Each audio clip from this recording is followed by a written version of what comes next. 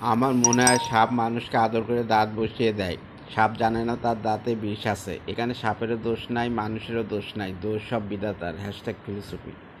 বেঁচে থাকার ভিতরে জীবনে প্রকৃত সুখ।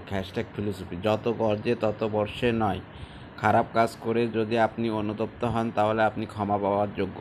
#সাম্যের পথ। যৌবনকালে যা করবেন পরবর্তী জীবনে তার ফল পাবেন। #ফিলোসফি। সন্তানদের শখ আহ্লাদ পূরণ করার দায়িত্ব পিতামাতাদের, তবে খেয়াল রাখতে হবে সেটা যেন মাত্রার অতিরিক্ত না হয়, যাতে করে আপনাদের সন্তানরা অল্প বয়সে পেকে না যায়। তবে তাই খুব খেয়াল করবেন এই বিষয়গুলো। ধন্যবাদ। #ফিলোসফি। পরকালে জান্নাত বা জাহান্নাম এই দুইটির যে কোনো একটিতে প্রবেশ করবে মানুষ।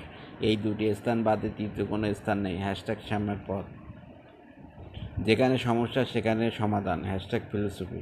ধৈর্য ধরে শেষ পর্যন্ত টিকে থাকার নামই জীবন। #ফিলোসফি। ধারের টাকা অপমান দ্বারা পরিশোধ হয়। সাম্যের পর। তোমরা হাজারিনাগ স্যারকে বলে দিও কক্ষ তাপমাত্রা 25°C আর নাই, সব ভূতত্ত্ব। #ফিলোসফি। নতুন যে কোনো প্রজেক্টের কাজে সবাই কম বেশি সহযোগিতা করে। #ফিলোসফি। নিগা বলে কালো বর্ণের চামড়া বলতে হয়। #Philosophy. Thank you so much.